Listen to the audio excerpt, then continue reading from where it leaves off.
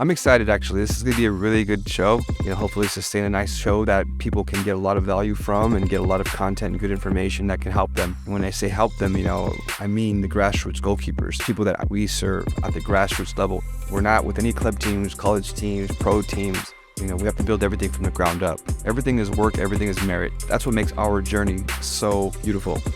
With that journey comes lots of challenges, lots of ideas, lots of opinions, lots of things that most other environments probably don't have to deal with, but we do. How do I get the message out to some of my parents who are learning for the first time, who are going through this maze, who are constantly being bombarded with new trends and new social media and new this, new that, the shiny object syndrome? How do I help them? This is how I'll help you. Stay tuned.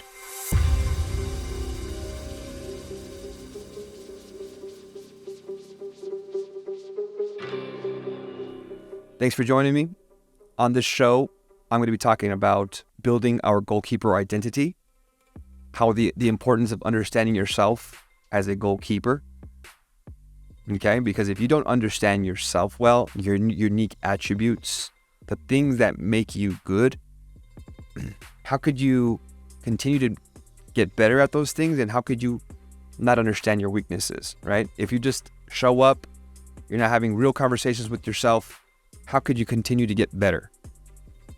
Okay, as our academy is called the Original Goalkeeper Academy. Having an understanding of your originality, your uniqueness, and there's plenty of goalkeepers, heights, sizes, weights, genders that are amazing, that have tons of amazing attributes, but they're not communicating those things correctly, or they don't understand those things as correctly as they need to. Because you need to highlight those things. Okay? One way to understand that is, are you a passive goalkeeper? Are you reactive? Do you take risks? Do you take more risks? Does your team allow you to take risks? Do you take risks at practice? Do your teammates pass you the ball? These are some questions you can answer yourself. And if if they're not passing you the ball, if you're not going out for challenges and you're staying back in goal, if you're not going for crosses in the air as effective as you'd like to, maybe you're staying back in the goal, you might be a passive goalkeeper, in which case there is a way and style in which you play. But is the style in which your coach wants you to play? And if you're a coach and you're watching this, okay, understand this. What is the player profile, the goalkeeper profile you're looking for? And what that's been the most successful for you. And if you bring on a new goalkeeper, is that the same profile that is the most successful for you? Because if you have those expectations of somebody else in a different scenario, and a new one comes into your environment, you might be at odds. And as a young goalkeeper, I'm seeing this as well. With my young keepers, my grassroots keepers, they go to different environments. The keeper, the coach, or whoever is in that environment has a different expectation of a profile that they're looking for. And all of a sudden, they're at odds and they don't even know it to begin with because there's no identity in understanding this moment. I had an interesting meeting with my academy about a month and a half ago, maybe 2 months now. We were talking about this. Okay, we were talking about, being reactive, passing the ball, distributing the ball. And we were talking about understanding yourself to a point where if you are valuable on your team, it's because there is a flow in which people are moving with you and communicating with you. Okay? In those environments, you're able to take more risks because a coach is allowing you to take more risks, and they give you that, right? Okay? On the professional stage, you'll see Manuel Neuer, he's passing the ball back, he's able to come off of his line. They empowered him, but there was some risk-taking involved in that, okay? You'll see other goalkeepers, some that are taller, some that are, they're coming off their line for crosses, they're getting out there more, they feel confident, right? So if you're not confident in your abilities, how are you supposed to take the risks, right? And if you're a coach who's out there bringing down the confidence of a young goalkeeper by instilling fear in them, that's a big problem, because fear is a confidence killer. You don't want to be the person that's creating more fear and more anxiety in somebody who's already in an environment where there's a lot of fear and anxiety. You want to be somebody who minimizes those things for them. Okay? If your ego is involved, you better check your ego as a coach. And as a young goalkeeper, if you're a person who has fear, we have to check this as well, because you know what? These coaches need their results as well. And so we need to build this bridge, right? We got to find strength, and we have to find a minimization of our ego so we can build a bridge for our goalkeepers and get them strong. Having an identity, when you get the ball back, if your coaches, you're out there working on defensive patterns and distribution patterns for your team, this is something that you need to be doing. If you have the expectation that the goalkeeper is supposed to know where to pass the ball, you're not working on a distribution pattern on how they build out, then you're playing backwards. Okay? And all you're doing is creating this continuous cycle of something that that the goalkeepers can't solve themselves. Some of them are very talented. They could improvise, and so they're just going off the whim, and they're building their own distribution pattern because they know how to knock the ball. But some of us don't, and they need a little bit more instruction, and that instruction needs to be had at practices with their teams. And this is something that's super important, and I think that all of our keepers need to understand. Some goalkeeper environments at different clubs, I don't know how it works with some of them, but I do know how some of them do. And, they're tasked with keeping the ball at the net. So these clubs are keeping, it's shot stopping most of the time. So in your team environment, you need to help with this pattern. Empowering your goalkeeper to come out off the line, even if they make that mistake, is a huge step also. Or coming off to receive a cross, huge step also. I'm even seeing grassroots goalkeepers they're not even allowed to take their goal kicks because of the fear of failure or the fear of losing some game. But how are they supposed to progress in their games if they can't even take goal kicks? Which is a simple task, but it can become very complex if it's prolonged. Come on, guys, let's help with our young people. Let's help them at least take their goal kicks and give them the empowerment they need. And young goalkeepers, if you're out there and you're not taking your goal kicks, you need to start taking the task, getting the ball, putting it down, warming up your leg before your games, because I'm seeing that too, right? Putting the ball, facing the goal, punting the goal into the net as many times as you can, as much as, putting the ball on the ground, striking the ball into the net as many times as you can. You don't want to have your first goal kick or punt in the game. You want to have it at least warmed up, right? These are simple examples, right? But I want you to understand something. Your identity is interesting because it's your brand, right? So let's talk a little bit more optically, right? You see some kid, cool little haircut, nice gloves, they're dressed nice, they look the part, they feel the part. This is also part of their identity. Some of the pros that we watch, they have these moments, where they have this look to them. Some of them are inked or some of them are not, which to each their own. But what I'm saying to you is, they have an identity of how they play, their style of play, how they're perceived. Their presence on the field is part of that identity. The profile in which the coach is very well aware that's successful to his team can be different, right? And if you don't match a profile of a particular coach, that doesn't mean you cannot become a good goalkeeper for that team, but it definitely provides, some understanding of a moment, and it provides an understanding to that coach who's looking for, a particular type of goalkeeper. If they're looking for a 6'5" goalkeeper and you're showing up at 5'5", you better be able to highlight what you are, which is almost impossible because those kind of coaches, they have a particular type. But I regress. I'm telling you that they're looking for something specific. If you can't highlight what you are, how are you going to ever get on the field, right? And if you say you're that tall goalkeeper, and now maybe the title is that you're the tall goalkeeper who can get the cross balls, but not really that good while getting the low ball. Well, yeah, maybe you should understand your identity as well, and maybe you can't move as fluidly because you're a tall person. Maybe that's something that's being said. Who knows? But at least you understand your identity, and at least you understand the things that are, that you can work on, right? Those are the things that are definitely necessary for you to work on as well. When you come to an agreement with your coach as to the type of profile they're looking for, you can at least come to some understanding of work that you need to do in order to get to the idea of success and profile. This is part of your identity as well. Big part of that identity is your communication.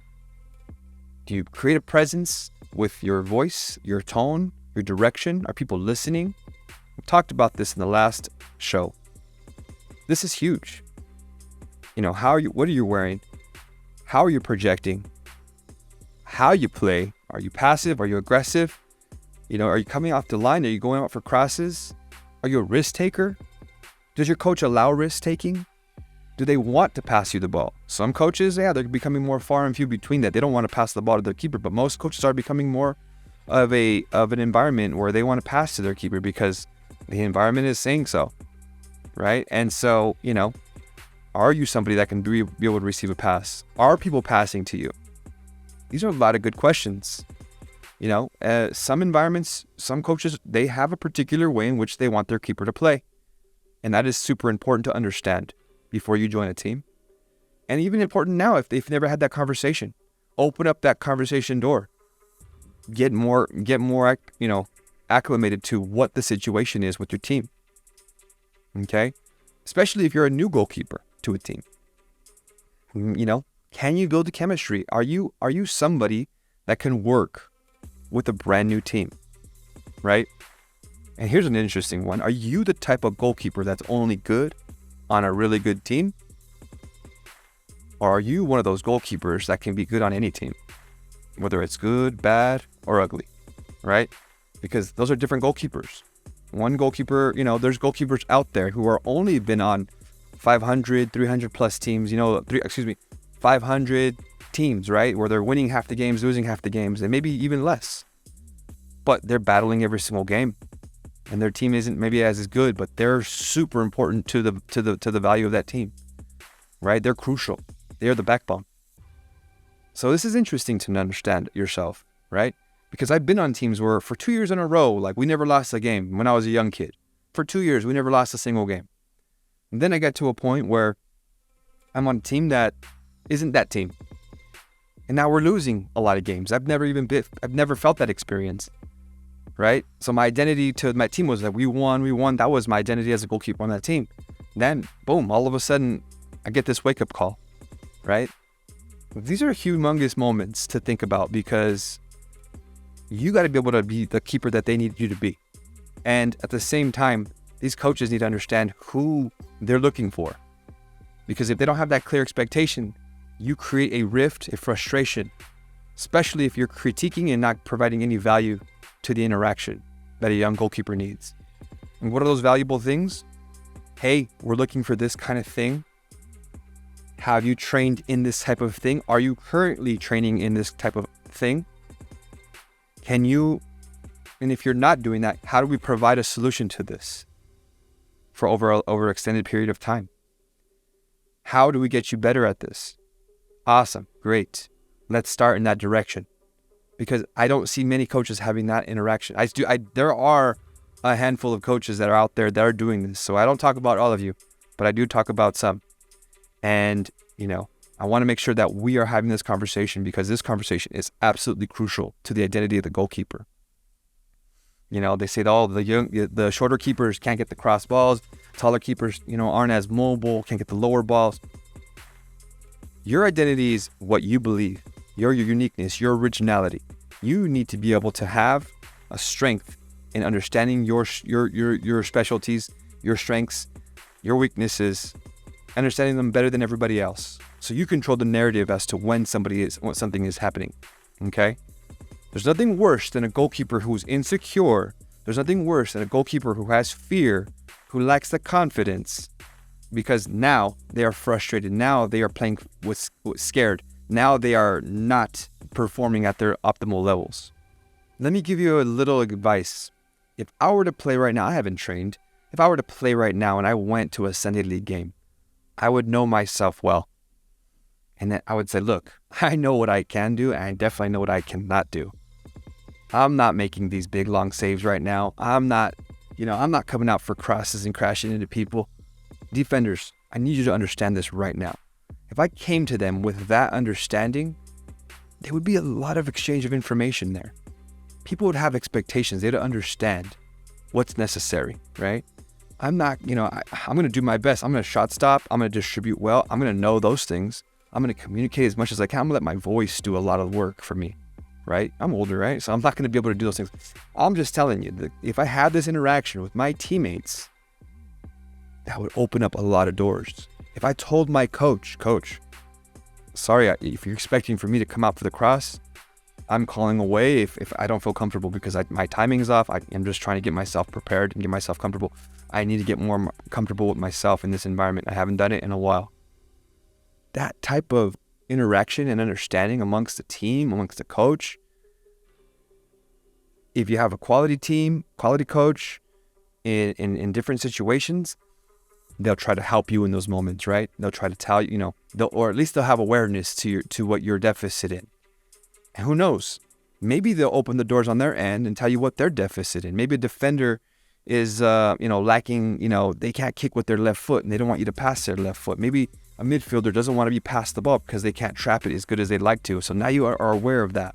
So that sets you up for the next play and to make you more successful in the next play. A good coach will definitely try to help you with your weaknesses and give you that empowerment, especially if they're trying to get a result, right?